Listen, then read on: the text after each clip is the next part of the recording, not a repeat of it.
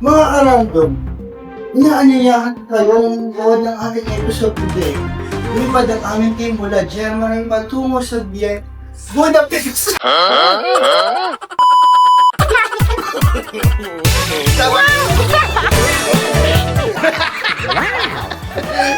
Bye guys! We're leaving now and we're going to... Hey mga karandom, ako si Eko, nurse dito sa Germany. Sa first part ng Europe trip natin ay nagstay tayo sa Budapest, Hungary at sa vlog naman na ito ay dadalhin namin kayo sa Austria at Slovakia. Lahat ng yan sa paborito nating vlog tambayan, ang Random Eko Vlog with Team Laskol at eto sila. You can't go back, that ass back. You can't go back, that ass so.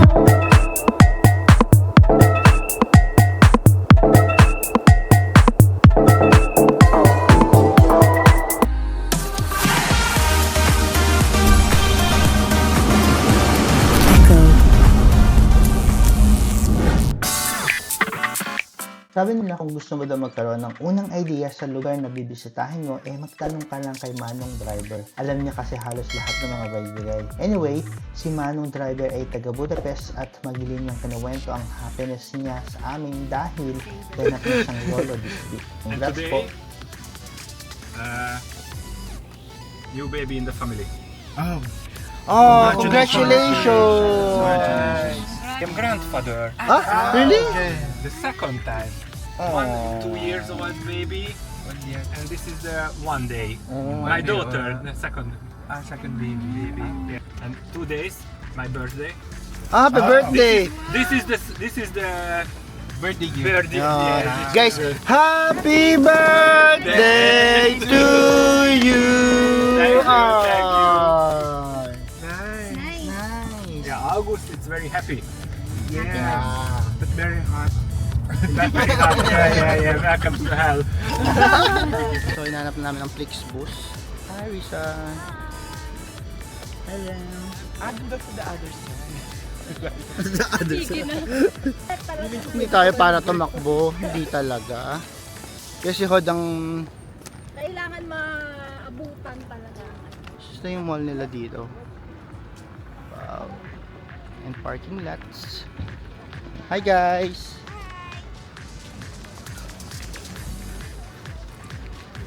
Grabe ang kilit today. Sakit pa ng paa ko. Kasi nag-at tayo kanina.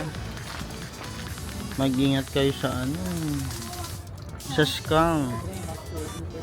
Kasi may mga nagpapadala ng IBAN tapos paghihingi ng 78.6. Parang Espino, Espino yata. Ngikiklik yung mga ganun. Clickbait. Oo, kasi baka mamaya. Parang alam mo yun, 2 araw pa lang na ula, babawasan mo na agad yung... Mag-isa ka daw, magbobol. 2 araw pa lang yun. Actually, hindi kita nabook. 2 araw pala yung urlaw, babawasan na yung sahod mo. Dito sa Europe, kung gala ka, pero gusto mo pa rin makatipid, mag-Flixbus at Flixtrain ka. Sa Flixbus na sinakyan namin, depende sa layo, almost 50 to 70% lower price talaga compare sa other fast trains na napakamahal naman talaga. Pero syempre, mag-book ka rin in advance para sa mga lower prices and availability ng seats. Nakaka-excite mag-travel dito, di ba? Speaking of nakaka-excite, ang susunod na pupuntahan natin ay Vienna, Austria. Kilala ito bilang lungsod ng mga pangarap dahil doon nanirahan si Sigmund Freud. Matatagpuan din dito ang Tiergarten Schönbrunn, ang pinakamatandang zoo sa buong mundo na bukas pa rin hanggang ngayon. Scripted. Pagod.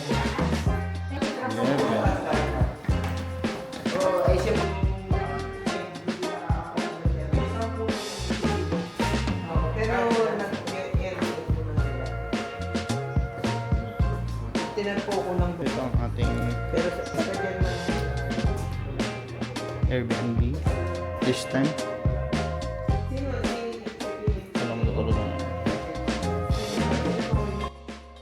After ng konting pahinga at tsikahan, inaya kami ni tita na naninirahan sa Vienna ng ilang taon na para pumasyal at maglakad sa city at kumain ng lunch kasi anong oras na gutom na talaga kami.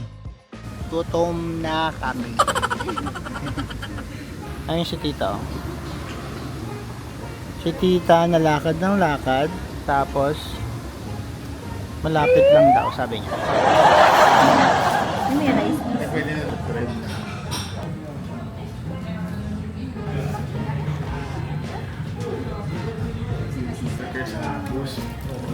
Pamalit siya. She says, hi guys, we're here. Again, eating again, and you know, I'm 57 for the lunch. Every day.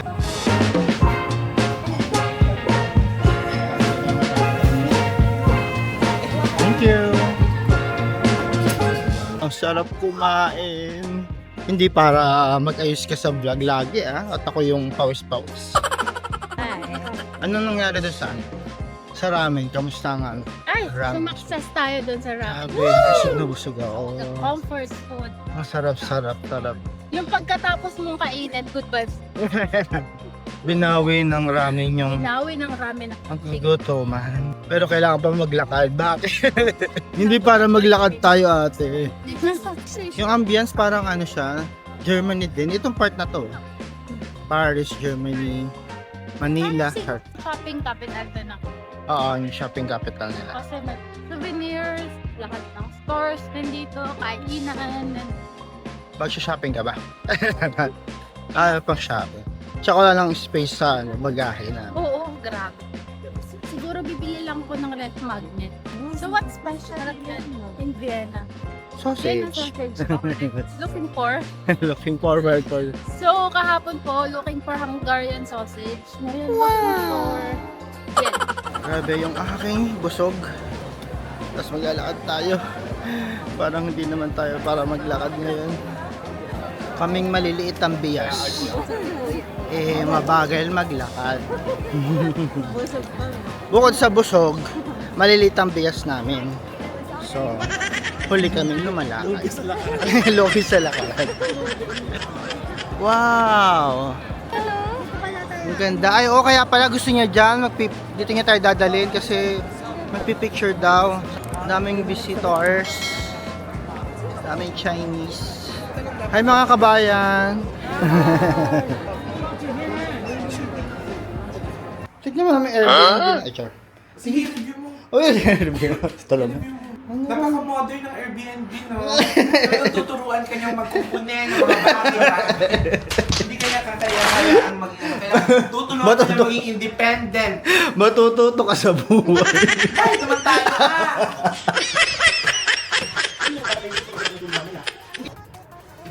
Ay nako mga karandom, hindi ko talaga alam kung bakit at paano nangyari yung mga ganyang problema. Hinila ko lang naman yung bed tapos ganyan yan, natanggal yung frame na sira. Puti na lang talaga medyo cool pa rin si Limuel at yun, naayos din namin kahit pa paano. Hindi din kasi ako magaling sa mga ganyang bagay-bagay.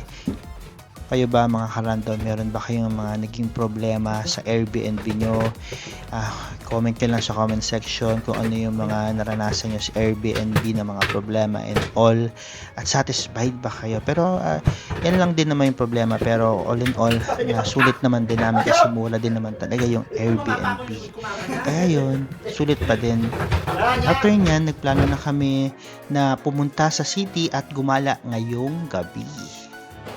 Dito na tayo sa Vienna.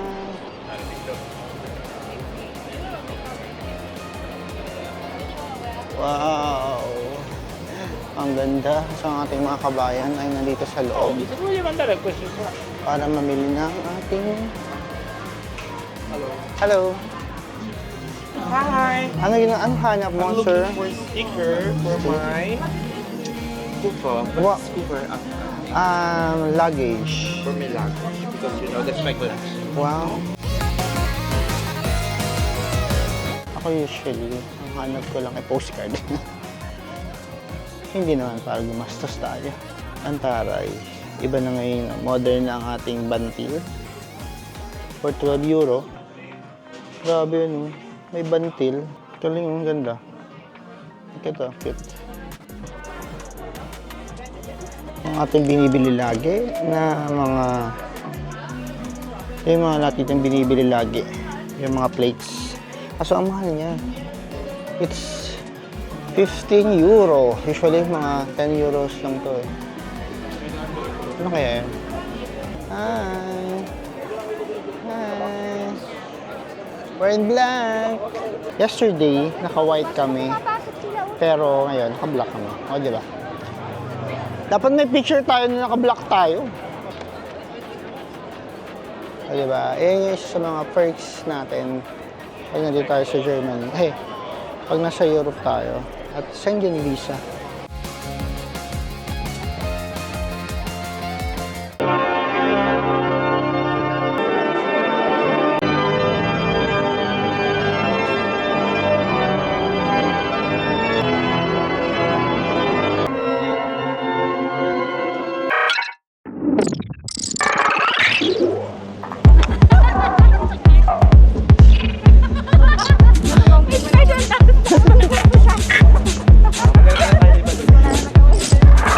Umuwi na tayo. Dito na kami ngayon sa ano, Inner City. Inner City. Grabe mga karandom, ang ganda dito. Actually may ganito din sa Berlin. Iba-iba lang talaga kung paano sinabi. Pero halos ganito din yun. So, there's a fountain. Ay, fountain ba ito? Ay, hindi. What is this? Historical Ito yung dati nilang ano, na lugar. Hindi nila dinevelop. So mga kabayan, ano ba nakikita natin ngayon?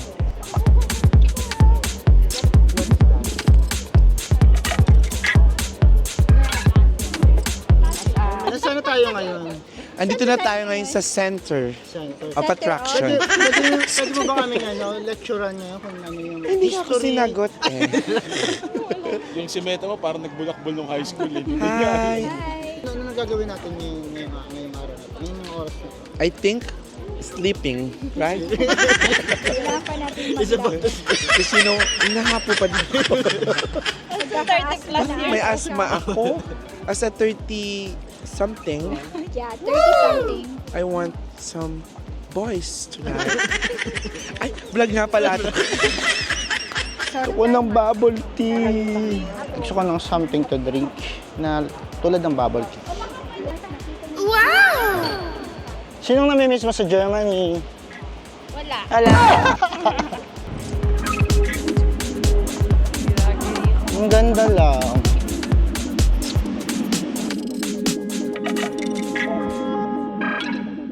So, 5 minutes na lang. Ano na lang Malilate po, na 2 kami. minutes na lang po.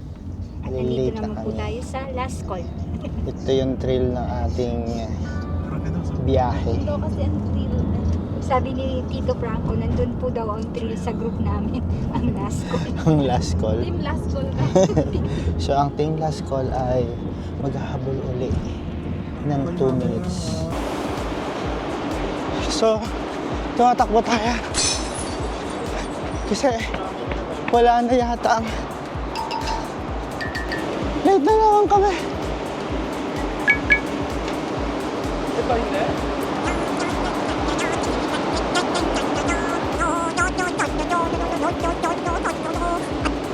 Wala na tayong sasakyan. Wala na tayong sasakyan. Saan gate A? Outside daw. Right, outside, right. Eh, baka doon nga. Baka dito nga. Baka yung kanina. Na-late. Oo. 14 ngayon, no? Alam mo yun, no? 23. Dahil dyan, na-late tayo. Maghahanap tayo ng bagong pupuntahan. Naiwan ng mga persons. But you know where's this Lovak Lane? So, we're gonna put again. Hindi ko rin alam. Naiwan kami. Siyempre, dito kasi on time lagi. Oo, tayo. Lagi kami kasi naghahabol. Mula pagdating dito, naghahabol na kami. Saan ba kayo galing? Sa Germany. Germany. Sagad na natin. Si Kuya eh. Dito na tayo sa Bratislava Shopping Center, no? Oo.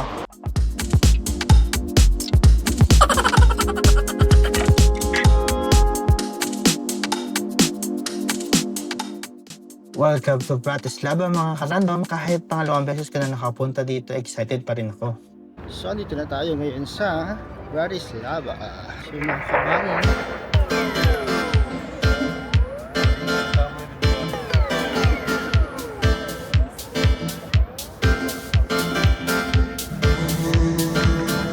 nakabili na kami ng mga souvenirs. Yehey!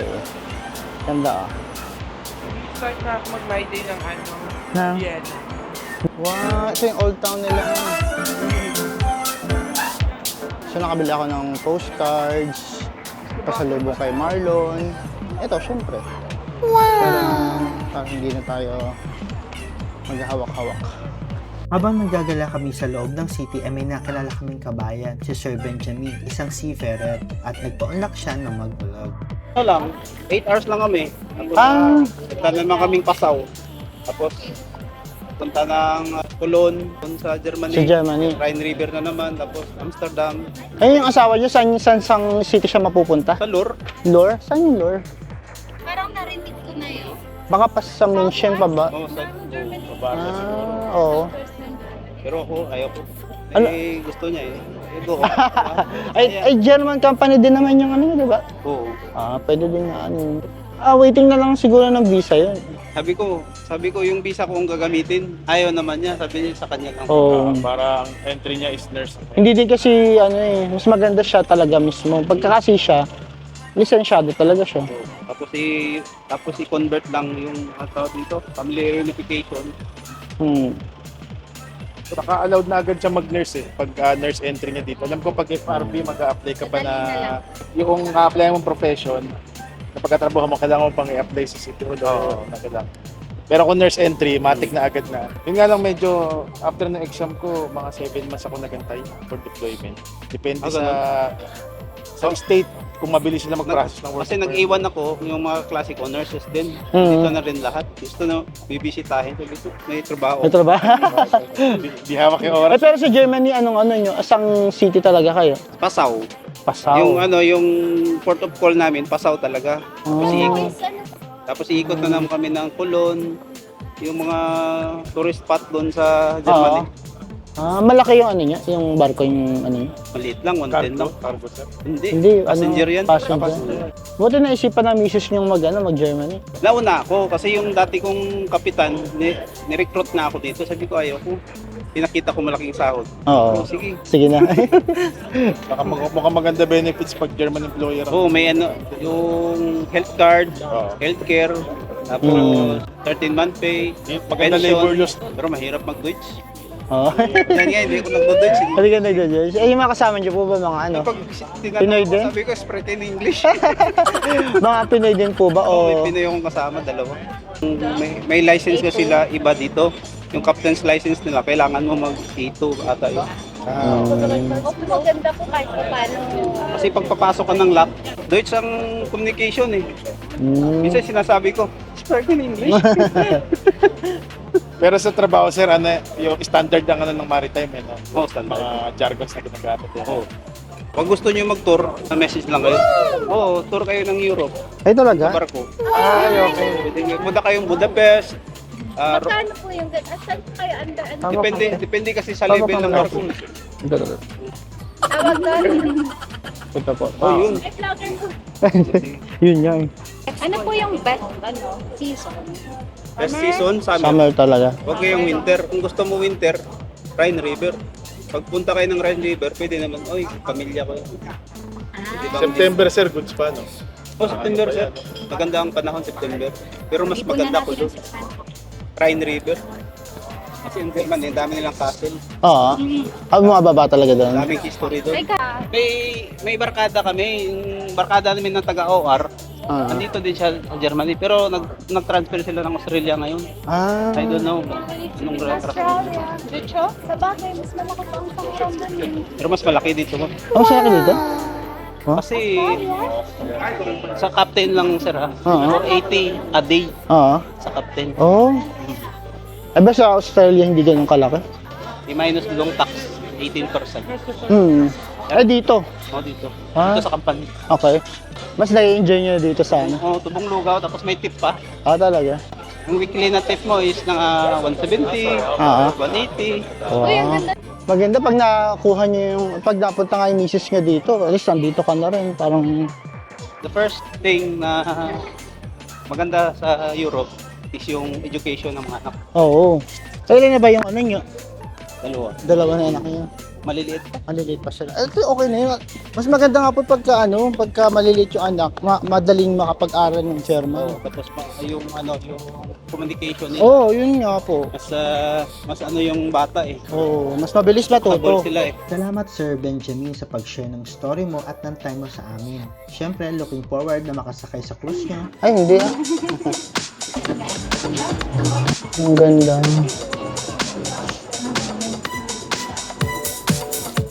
Oh. Bili kang t-shirt? Mas mura dito. Bilhin mo.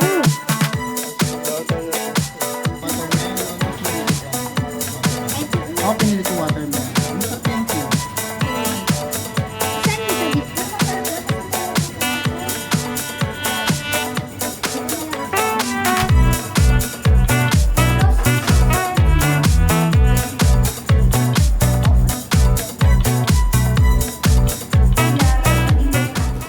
Wow, paano excited? Naku, sa totoo lang, matabang talaga. Masasarap pa nga yung mga bubble tea at milk tea sa Pinas. Nakakamiss tuloy. Ay, nako. Saan tayo sa loob ng city ng Slovakia?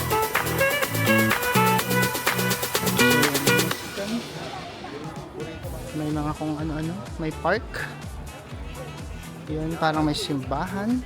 Sobrang init. Kaya kailangan nasa malilim tayo, hindi para tayo ay masunog today's video. To be honest, isa sa mga itinerary ko pag pupunta sa isang city ay yung pagbisita sa isang museum.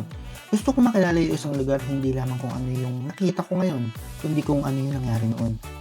Hindi para makipag-argumento kundi para matuto. Ikaw karandom, anong hindi pwedeng hindi mo mabisita sa isang lugar?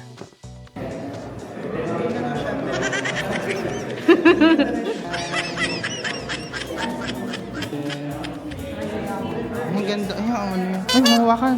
Hindi nahawakan yun. Bakit? Ganda na chandelier niya talaga. Color pair. So, anong natutunan nyo sa exhibit? Wala. Ang Bratislava ay center ng Slovakia na bansa. Dati pala ito ay bahagi ng Hungary at tinawag noon na Pressburg. Makulay ang kasaysayan nito na kasing ganda ng inner city niya at ang Bratislava Castle na sikat dahil sa rectangle ng hugis nito. Simple lang din ang paligid pero dama ang puso at kultura. So ayun na nga mga karandom, dito na natatapos ang vlog natin. Thanks for watching. Kung hindi ka pa subscriber, please subscribe ka na sa YouTube channel natin na Random Eco Vlog. Free lang naman yan. Ikaw naman Bumalik kami sa Budapest kasi nga doon yung airport namin. Kahit mainit at pagod, masaya naman kami. Masaya kaming uuwi. Kahit na back to work na rin. Yun na nga, mga karandom, tulad ang lagi kong sinasabi, hamunin man tayo ng panahon, maraming dahilan para bumangon. Ako si Echo at ito ang kwento ko. And remember, stay cute, mama chup chup, until next time. Bye-bye!